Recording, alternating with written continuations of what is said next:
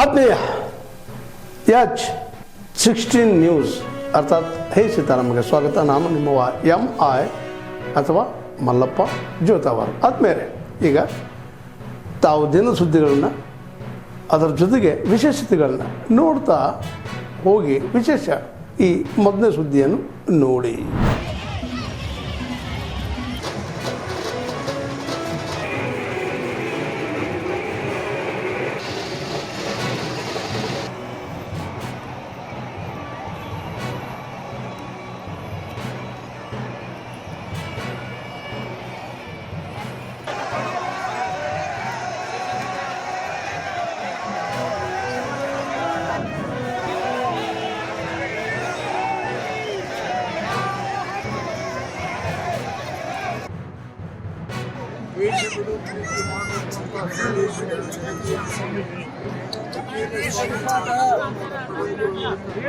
ಲಕ್ಷಾಂತರ ಜನ ಯಾವ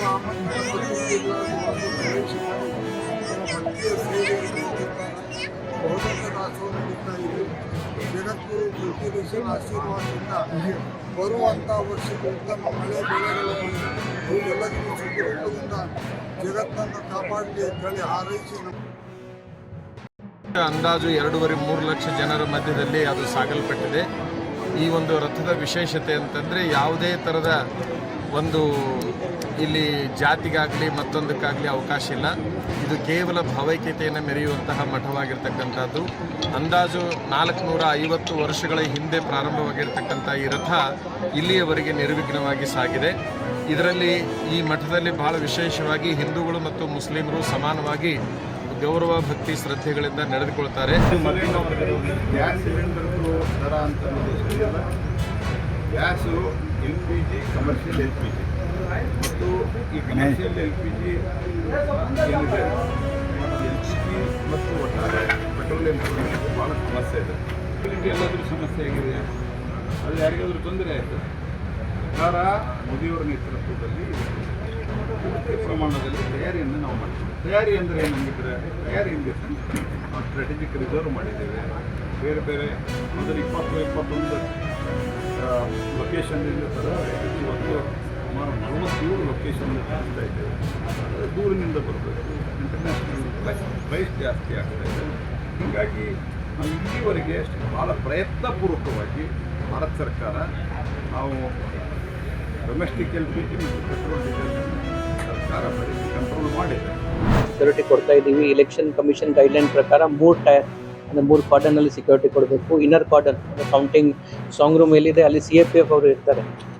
3ನೇ ಲಾಸ್ಟ್ ಅಂದರೆ ಹೊರಗಡೆ ನಾವು ಇರ್ತೀವಿ. ಕೌಂಟಿಂಗ್ ದಿನಕ್ಕೆ ನಾವು ಇನ್ನೂ ಸ್ವಲ್ಪ ಹೆಚ್ಚಿನ ಫೋರ್ಸ್ ತಗೊಂಡು ಬಂದೋಬಸ್ತ್ ಮಾಡ್ತಾ ಇದ್ದೀವಿ. ಅದರಲ್ಲಿ ಮುಖ್ಯವಾಗಿ ಈಗಾಗಲೇ ಸರ್ 163 ಆರ್ಡರ್ ಬಗ್ಗೆ ತಿಳಿಸಿದ್ದಾರೆ. ಅಂದರೆ 200 ಮೀಟರ್ ಕೌಂಟಿಂಗ್ ಸೆಂಟರ್ ಸುತ್ತಮುತ್ತ ಯಾವುದು ಗ್ಯಾದರಿಂಗ್ಗೆ ಅವಕಾಶ ಇರೋದಿಲ್ಲ, ಸ್ಲೋಗಿಂಗ್ಗೆ ಅವಕಾಶ ಇರೋದಿಲ್ಲ.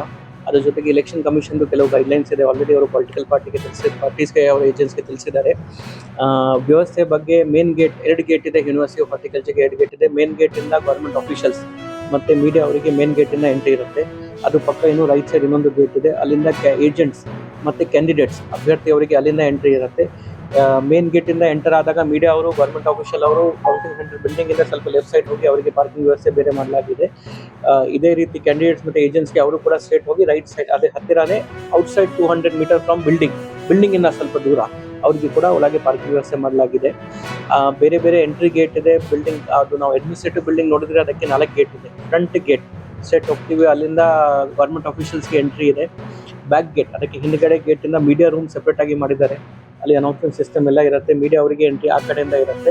ಅವರು ಸರ್ ಹೇಳಿದ ಪ್ರಕಾರ ಬೆಳಿಗ್ಗೆ ಅವರು ಸಾಂಗ್ ರೂಮ್ ಓಪನ್ ಆದ ನಂತರ ಅದು ಆ ರೂಮಲ್ಲಿ ಹೋಗಿ ಅಲ್ಲಿಂದ ಮಾನಿಟರ್ ಮಾಡಬಹುದು ಯಾವುದು ರೌಂಡ್ಸಲ್ಲಿ ಏನೇನು ಆಗ್ತಾ ಇದೆ. ಅದ್ರ ಜೊತೆಗೆ ಪಬ್ಲಿಕ್ಗೆ ವೆಟರ್ನಿಟಿ ಹಾಸ್ಪಿಟಲ್ ಹತ್ತಿರ ಒಂದು ಪಬ್ಲಿಕ್ ಅನೌನ್ಸ್ಮೆಂಟ್ ಸಿಸ್ಟಮ್ ಮಾಡ್ತಾ ಇದ್ದಾರೆ. ಪಬ್ಲಿಕ್ಗೆ ಕೂಡ ಅಲ್ಲಿ ಇರೋದು ವ್ಯವಸ್ಥೆ ಮಾಡಿದ್ದೀವಿ. ನಮ್ಮ ಪೊಲೀಸ್ ಸಿಬ್ಬಂದಿ ಎಲ್ಲ ಕಡೆ ಇರ್ತಾರೆ. ಈ ಲೆಫ್ಟ್ ಸೈಡ್ ಅಂದರೆ ಮೇನ್ ಗೇಟ್ ಮತ್ತು ಬ್ಯಾಕ್ ಗೇಟ್ ನಾನು ಕವರ್ ಮಾಡಿದ್ದೀನಿ. ಲೆಫ್ಟ್ ಸೈಡ್ ಅದಕ್ಕೆ ಈಸ್ಟ್ ಗೇಟ್ ಹೇಳ್ತಾ ಇದ್ದೀವಿ. ಈಸ್ಟ್ ಗೇಟಿಂದ ಏಜೆಂಟ್ಸ್ಗೆ ಎಂಟ್ರಿ ಆ ಕಡೆಯಿಂದ ಇರುತ್ತೆ. ಈ ಸರಿ ಎಲೆಕ್ಷನ್ ಕಮಿಷನ್ ಗೈಡ್ಲೈನ್ ಪ್ರಕಾರ ಅವರಿಗೆ QR code based pass sir ಕಡೆಯಿಂದ ಇಶ್ಯೂ ಆಗಿದೆ, RO ಕಡೆಯಿಂದ ಇಶ್ಯೂ ಆಗಿದೆ. ಅದಕ್ಕೆ ಒಂದು ಇದು ಕೂಡ ಇದೆ, ಸ್ಕ್ಯಾನರ್ ಆ್ಯಪ್ ಕೂಡ ಇದೆ. ಅವರು ಪಾಸ್ ಆದ ನಂತರ ಅಲ್ಲಿ ಗೇಟ್ ಕೌಂಟಿಂಗ್ ಗೇಟ್ ಅಂದರೆ 3 ಕಡೆ ಚೆಕ್ ಆಗುತ್ತೆ. ಫಸ್ಟ್ ಕಾರ್ಡನಲ್ಲಿ ನಮ್ಮಲ್ಲಿ ಚೆಕ್ ಆಗುತ್ತೆ, ಸೆಕೆಂಡ್ ಸ್ಟೇಟ್ ಆರ್ಮ್ ರಿಸರ್ವ್ ಅವರು ಇರ್ತಾರೆ. ಥರ್ಡ್ 3ನೇ ಕ್ಯಾಟಗರಿಯಲ್ಲಿ CAPF ಅವ್ರಿಗೆ ಇರ್ತಾರೆ, ಅವ್ರು ಚೆಕ್ ಮಾಡ್ತಾರೆ. ಅದ್ರ ಜೊತೆಗೆ ಸರ್ ಈ ಸರಿ ಹೊಸ ಗೈಡ್ಲೈನ್ ಏನಿದೆ, ಅವ್ರು QR ಕೋಡ್ ಕೂಡ ಅಲ್ಲಿ ಸ್ಕ್ಯಾನ್ ಮಾಡಿ ಚೆಕ್ ಮಾಡಿ ಒಳಗೆ ಬಿಡಬೇಕು ಅಂತ ಒಂದು ವ್ಯವಸ್ಥೆ ಇದೆ. ಆ ಪ್ರಕಾರ ವ್ಯವಸ್ಥೆ ಮಾಡಲಾಗಿದೆ. ನಾವು ಒಟ್ಟಿಗೆ ಕೆಲಸ ಮಾಡ್ತೀವಿ, ಟೀಮ್ ಥರನೇ ಕೆಲಸ ಮಾಡ್ತೀವಿ. ಎಲ್ಲ ಸೆಕ್ಯೂರಿಟಿ ಆಸ್ಪೆಕ್ಟಲ್ಲಿ ನಾವು ಡಿಸ್ಕಸ್ ಮಾಡಿನೇ ಈ ಥರ ಫೈನಲ್ ಮಾಡಿದ್ದೀವಿ. ಸೊ ದಟ್ ಪಬ್ಲಿಕ್ಗೆ ಮಿನಿಮಮ್ ತೊಂದರೆ ಆಗುತ್ತೆ, plus security aspect election commission ಪ್ರಕಾರ ಏನೇನು ಮಾಡಬೇಕು ಅದು ಎಲ್ಲ ಫುಲ್ಫಿಲ್ ಆಗುತ್ತೆ. ಅದ್ರ ಜೊತೆಗೆ ಪಬ್ಲಿಕ್ಗೆ ನಾವು ರಿಕ್ವೆಸ್ಟ್ ಮಾಡ್ತಾ ಇದ್ದೀವಿ, ಎಲೆಕ್ಷನ್ ಕಮಿಷನ್ ಗೈಡ್ಲೈನ್ ಕೂಡ ಇದೆ. ಅಲ್ಲಿ ಕೌಂಟಿಂಗ್ ಸೆಂಟರ್ ಹತ್ತಿರ ಯಾವುದು ಸ್ಲೋಗನ್ ಇರಲಿ, ಯಾವುದು ಆ ಥರ ಇರಲಿ,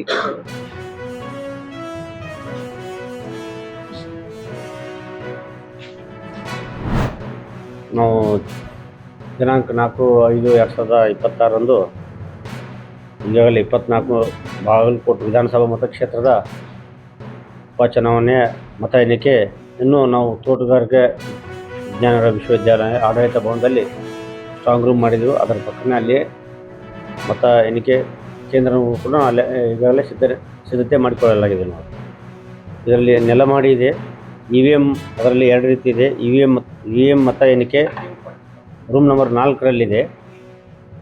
ಅಂಚೆ ಪತ್ರದ ಮತಗಳ ಎಣಿಕೆ ರೂಮ್ ನಂಬರ್ 9 ನೆಲಮಾಡಿಯಲ್ಲಿ ಇದೆ. ಆಮೇಲೆ ETPBSನು ಕೂಡ ರೂಮ್ ನಂಬರ್ 9ರಲ್ಲಿ ಇದು ಮಾಡಿದೆವು. ಟೋಟಲ್ ಮತಗಟ್ಟೆ ಸಂಖ್ಯೆ 322. ನಿಗದಿಪಡಿಸಿದ ಟೇಬಲ್ ಅಂದರೆ 14 ಫಾರ್ EVM ಇದಕ್ಕೆ 14 ಮಾಡಿದೆವು. ಪೋಸ್ಟಲ್ ಬ್ಯಾಲೆಟಿಗೆ 1 ಟೇಬಲ್, ETPBS ಇದಕ್ಕೆ ಅದು ಕೂಡ 1 ಟೇಬಲ್ ಮಾಡಿದೆವು. ಟೋಟಲ್ 16 ಟೇಬಲ್ ಆಗಿದೆ. ಸುತ್ತುಗಳು ಎಷ್ಟಪ್ಪ ಅಂದರೆ 23 ಸುತ್ತುಗಳು ಆಗ್ತಾಯಿದ್ದೆವು. ಇದ್ರ ಪ್ರಕಾರ ಅರೇಂಜ್ಮೆಂಟ್ ಮಾಡ್ಕೊಂಡಿದ್ದೆವು. ಈ ಅಂಚೆ ಅದರದ್ದು ಒಂದೊಂದು ಆಗ್ತಾಯಿದ್ದೆವು ಸುತ್ತುಗಳು. ಪ್ರತಿ ಮತಕ್ಷೇತ್ರಕ್ಕೆ ಅದು 14 ಟೇಬಲ್ ಹಾಕಿದೆವು. ಪ್ರತಿ ಟೇಬಲ್ಗೆ ಒಬ್ಬ ಕೌಂಟಿಂಗ್ ಸೂಪರ್ವೈಸರ್ ಇರ್ತಾರೆ, ಒಬ್ಬರು ಕೌಂಟಿಂಗ್ ಅಸಿಸ್ಟೆಂಟು, ಒಬ್ಬರು ಮತ್ತು ಮೈಕ್ರೋ ಅಬ್ಸರ್ವರ್ ಕೂಡ ಒಂದು ಪ್ರತಿ ಟೇಬಲ್ಗೆ ಕೂಡ ಈಗಾಗಲೇ ನಿಯೋಜನೆ ಮಾಡಿ ಆದೇಶ ಮಾಡಿದ್ರು. ಅದನ್ನು ನಾಳೆ ಇವತ್ತು ಸಾಯಂಕಾಲ ಅಬ್ಸರ್ವರ್ ಬರ್ತಾರೆ. ಅಬ್ಸರ್ವರ್ ಸಮಕ್ಷಮದಲ್ಲಿ ನಾವು ಒಂದು ಮತ್ತೆ ರ್ಯಾಂಡಮೈಸೇಷನ್ ಮಾಡ್ತೀವಿ. ಅದಾದ ನಂತರ ಯಾವ ಟೇಬಲ್ಗೆ ಯಾರಿಗೆ ಅಂತೇಳಿ ಅಲ್ಲಿವರೆಗೆ ಅದು ಗೌಪ್ಯವಾಗಿರುತ್ತೆ. ತಾವೆಲ್ಲ ಇಲ್ಲಿವರೆಗೆ ಸುದ್ದಿಗಳನ್ನು ನೋಡಿದಿರಿ, ಜೊತೆಗೆ ವಿಶೇಷ ಘಟನೆಗಳನ್ನು ಸಹ ನೋಡಿದಿರಿ. ಅದು ನಿಮ್ಗೇನು ಅನ್ನಿಸ್ತು? ನಿಮಗೆ ಲೈಕ್ ಮಾಡಿರಿ, ಶೇರ್ ಮಾಡಿರಿ, ಕಾಮೆಂಟ್ ಮಾಡಿರಿ, ಜೊತೆಗೆ ಸಬ್ಸ್ಕ್ರೈಬ್ ನಿಲ್ಲಿಸ್ಬೇಡ್ರಿ. H16 ನ್ಯೂಸ್ ಅರ್ಥಾತ್ ಈ ಸಿದ್ದರಾಮಯ್ಯ ಸತ್ಯದ ಕೈಗನ್ನಡಿ ವಂದನೆಗಳು.